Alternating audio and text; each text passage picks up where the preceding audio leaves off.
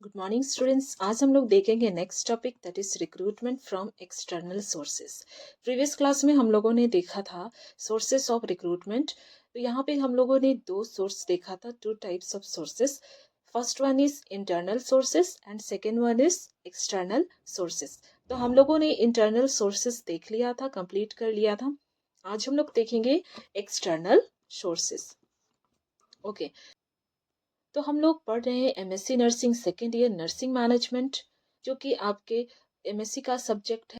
अगर आप MSc nursing के स्टूडेंट हैं तो हमारे चैनल एस नर्सिंग एजुकेशन में बहुत सारे क्लासेस देख सकते हैं और अपने डाउट्स क्लियर कर सकते हैं। चलिए स्टार्ट करते हैं।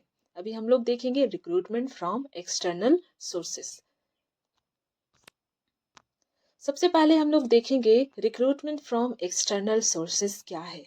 This source lies outside the organization. Various posts are filled from outside by present employee, normally following outside sources or utilized for various position in nursing. ठीक है, तो हम लोग नर्सिंग में देख रहे हैं, नर्सिंग मैनेजमेंट।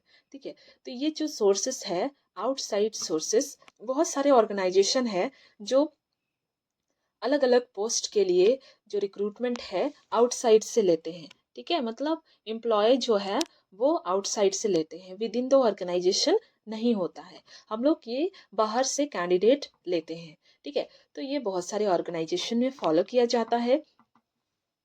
ठीक है, समझ में आ गया आप लोगों को? ओके, नेक्स्ट हम लोग देखेंगे मेथड्स ऑफ आउटसोर्स रिक्रूटमेंट। ठीक है, क्या क्या मेथड्स है। तो यहाँ पे डिफरेंट मेथड्स है, हम लोग एक एक करके देखेंगे। टोटल यहाँ पे 6 मेथड्स है। ठीक है, एडवर्टाइजमेंट। ठीक है, इसमें क्या करते हैं हम, एडवर्टाइजमेंट करते हैं। इसके बहुत सारे मेथड्स है। एडवर्टाइजमेंट के थ्रू हम क्या करते हैं, रिक्रूटमेंट लेते हैं।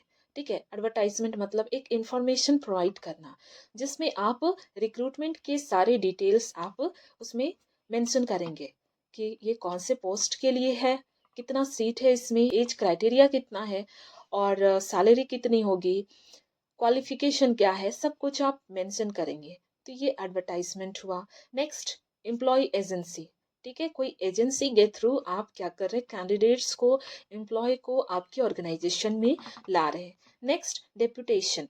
ठीक है, डेपुटेशन मीन्स क्या होता है, मतलब आप प्रीवियस कहीं पे जॉब कर रहे हैं और आपको कुछ टाइम के लिए दूसरे जगह पे आपको जॉब के लिए रखा जा रहा है। ठीक है, नेक्स्ट, ऑनलाइन रिक्रूटमेंट। ये भी एक प्रोसेस है, ये भी मेथड है जिसमें आप ऑनलाइन आप रिक्रूटमेंट ले रहे हैं, कैंडिडेट ला रहे हैं। नेक्स्ट, ऑन कैंपस रिक्रूटमेंट, इसमें आप कैंपस सिलेक्शन कर रहे हैं। Next, telecasting. ठीक है, समझ गए आप लोग? ओके, तो यहाँ पे टोटल 6 मेथड्स है रिक्रूटमेंट का।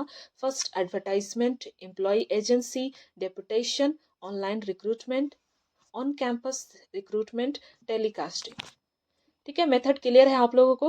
ओके, नेक्स्ट हम लोग देखेंगे आउटसोर्स रिक्रूटमेंट का क्या एडवांटेज है। ठीक है, एडवांटेज हम लोग देखेंगे।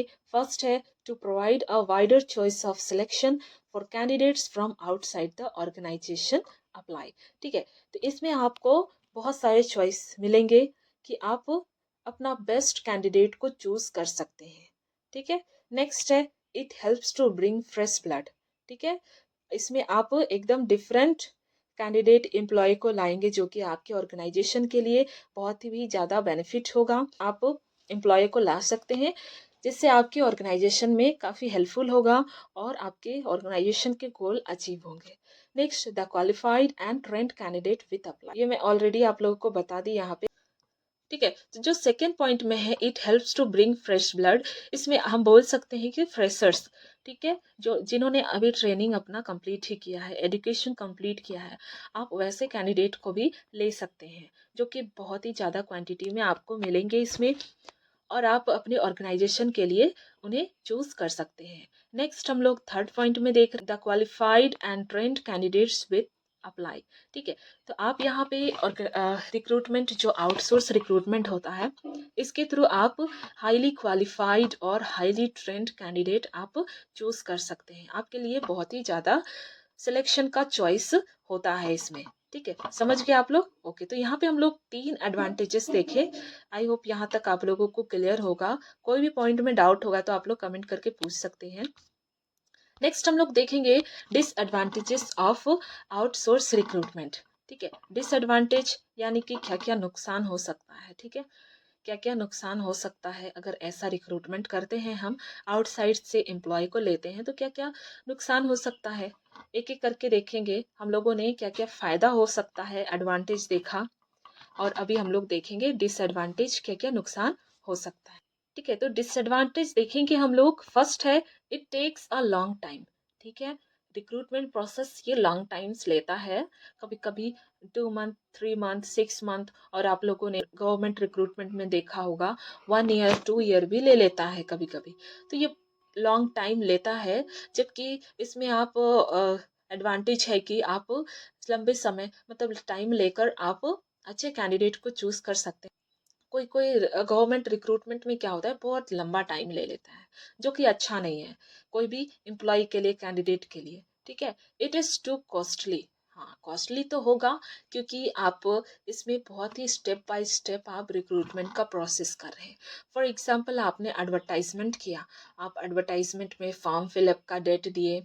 ठीक है, फॉर्म फिलअप का डेट दिया, फॉर्म अप्लाई हुआ, देन आप उनका एग्ज़ाम रखा। ठीक है, प्रिलिमिनरी देन मेन एग्ज़ाम। ठीक है, कॉस्ट तो लग रहा है इसमें, खर्च तो लगेगा।